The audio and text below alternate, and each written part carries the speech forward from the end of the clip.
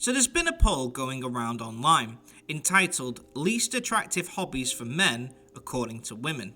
I'll put it here on the screen. Now, as a figurine collecting, gambling, model train building, comic book collecting, bird watching wizard, I was a little bit hurt by this poll. And then I saw what the number one least attractive thing a man could do: video games. Of course. I guess murdering, thievery and alcoholism didn't make the list, but alas, this was just the top 10 least attractive hobbies. I'm sure if this was the top 100, such dangerous hobbies would be on there for sure, but I digress. Video games took the top spot. So, looking at the list, which has been doing the rounds on social media, a lot of people have become upset, almost feeling attacked. Now, I've been a video game player since I was a child, probably like most of us have, but for years I've had to listen to so many successful influencers go on about how much video games have a negative impact. Games are a real problem. I just think people watching other people play video games is a waste of time. In fact, many of those same people have said, basically, if you're playing video games, you're wasting your life. Which is fascinating for me to learn, because sometimes I forget that although it's my life, I should be living it based off of what other people say. I mean, they know better, right? My idea of how to be happy in life and their idea differentiates, and only one of us can be true, so I must be wrong. Well, no. The thing is, the reason why video games are so often referenced by all these people is because, let's be honest, the video game industry is winning. Other mediums have begun to decline, but the gaming industry has gone from strength to strength. The movie industry is worth $84 billion a year. Video games, $250 billion. So in this video, I plan to show how video games have contributed to society and other mediums, and I will explain why playing video games is not such a bad thing. Quick side note, I'm Av Gaming and I'm a relatively new channel and I cover video game analysis. If you enjoy conversing about these topics, please consider subscribing. Anyway, back to the video. So, how did gaming get here? Well, here's a brief summary. Gaming really started in the 1970s. At first, there was the Atari. Early prototypes of video games were developed in labs in the 1960s, but it was Atari's release of Pong in 1972 that helped to kickstart the industry. The arcade table tennis game was a sensation, drawing in consumers eager to play and companies that started to produce their own knockoff versions. Likewise, it was Atari that sold a home console version of Pong in 1975 and eventually its own Atari 2600 home console in 1977, which would become the first console to sell more than 1 million units. Arcade machines started to be installed everywhere, and new franchises like Pac-Man and Donkey Kong drove further growth. By 1982, arcades were already generating more money than both the pop music industry and the box office. Then the next huge jump was in 1983, when Nintendo would release the Nintendo Entertainment System, prioritizing high-quality games and consistent marketing to capture the market. On the backs of games like Duck Hunt, Excitebike, and the introduction of Mario in the Super Mario Bros., the massive success of the NES revived the console market. Nintendo looked to continue its dominance in the field with the release of the Game Boy handheld and the Super Nintendo Entertainment System. Electronics maker Sony released the PlayStation in 1994, which used CD-ROMs instead of cartridges to enhance storage capacity for the games. It became the first console in history to sell more than 100 million units. It was the rise of the internet and mobile, however, that grew the gaming industry from tens of billions to hundreds of billions in revenue. In 2001, Microsoft launched the Xbox Live online gaming platform for a monthly subscription fee, giving players access to multiplayer, matchmaking and voice chat services, quickly becoming a must-have for consumers. Gaming went from being a side option in an arcade to a staple in every home. Nintendo's most recent console, the Nintendo Switch, has sold over 140 million copies. As technology advanced, so did the quality in games. Within just 30 years, we went from seeing 2D platformers with just 142 pixels to giant open world games with realistic lifelike graphics. Mario, the original game for Super Nintendo, took 2 hours to beat. Games nowadays can take hundreds of hours to finish. GTA 5 is the second best-selling video game of all time with around 200 million copies shipped, and one of the most financially successful entertainment products of all time with over 8.5 billion in worldwide revenue. Gaming is no longer a side dish to other industries like film or music, it's ahead by a lot. It is, like the chart, at the number one spot, and only continuing to grow. When you look at games like GTA 5, Red Dead Redemption 2, Skyrim, Witcher 3, the quality is not really matched by any other industry. The hype around the new GTA 6 trailer almost broke the internet. That video currently has 207 million views. Gaming has become the top industry. A survey conducted found that in the 90s, 33% of households had gaming consoles. Nowadays, over 54% of people in the UK and USA consider themselves a gamer. The amount of female gamers has also grown recently.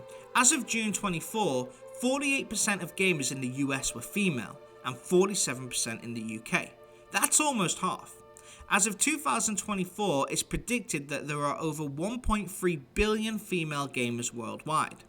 I wonder if they had a say in this list. Because if almost half the gaming population is female, then why would gaming be listed as the least attractive hobby to have? Something isn't adding up.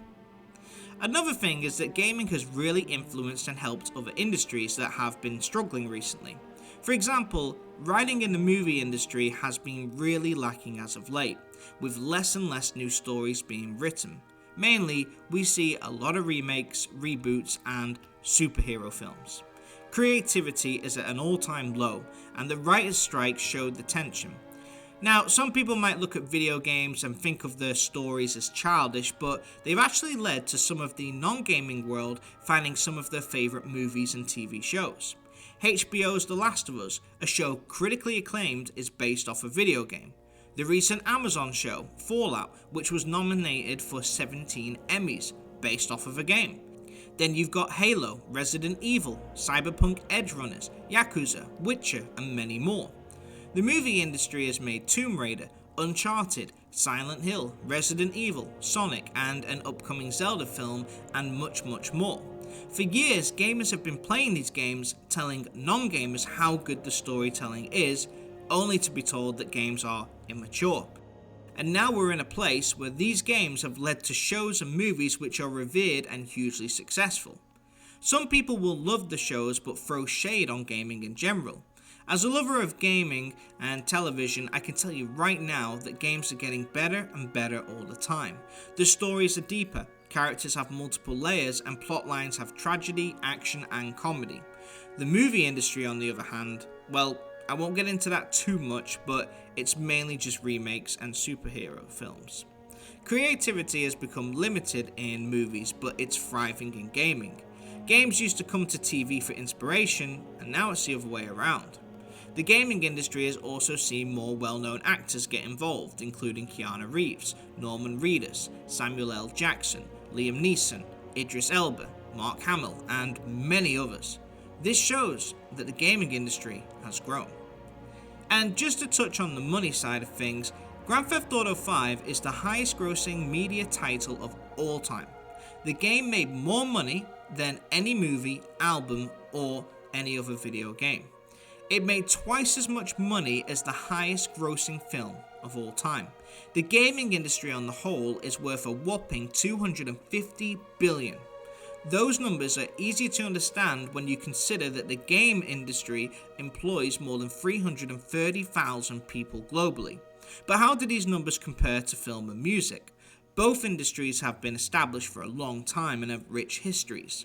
Enjoyed by billions of people every year, music was worth $31.2 billion in 2022, and film was worth $93.4 billion in the same year. You don't need to do the math to see that the games industry is worth almost double the film and music industry combined.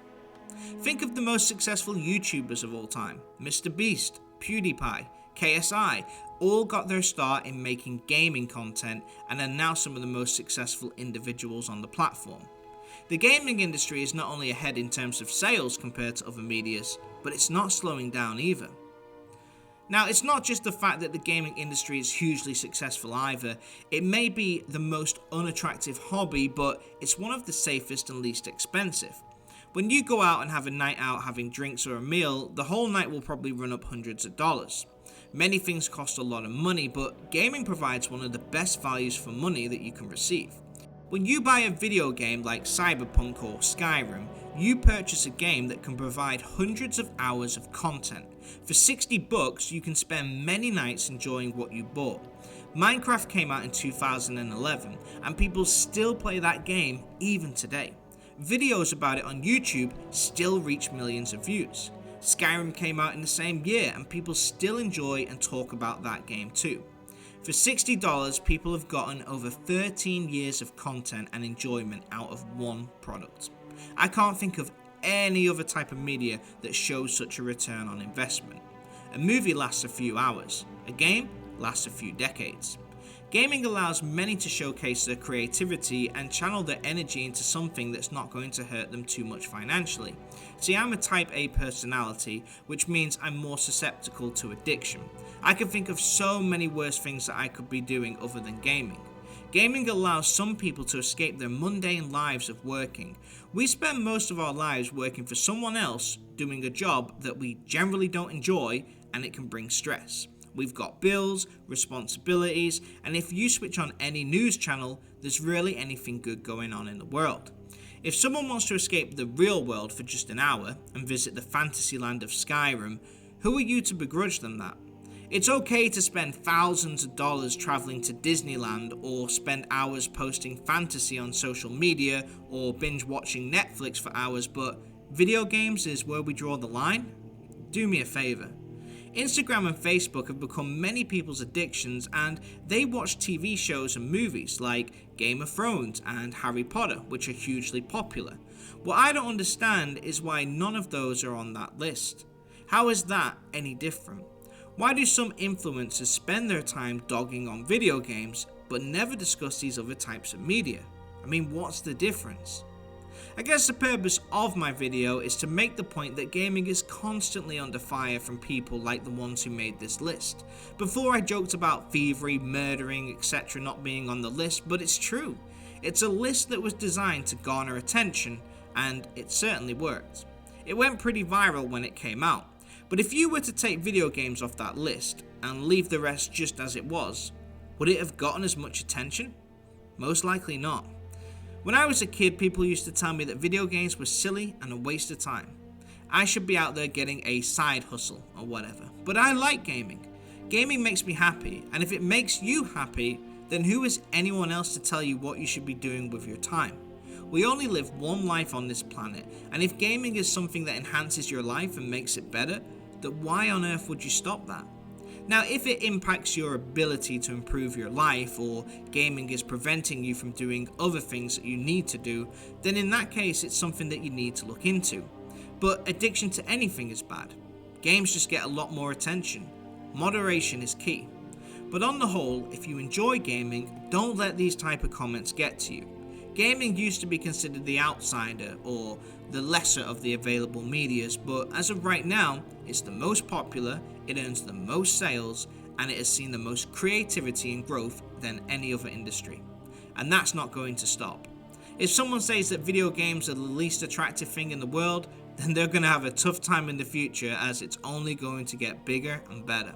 And guys, if someone tells you they don't want to be with you because of what your favorite hobbies and interests are, trust me, this person is definitely not someone that you want to be with.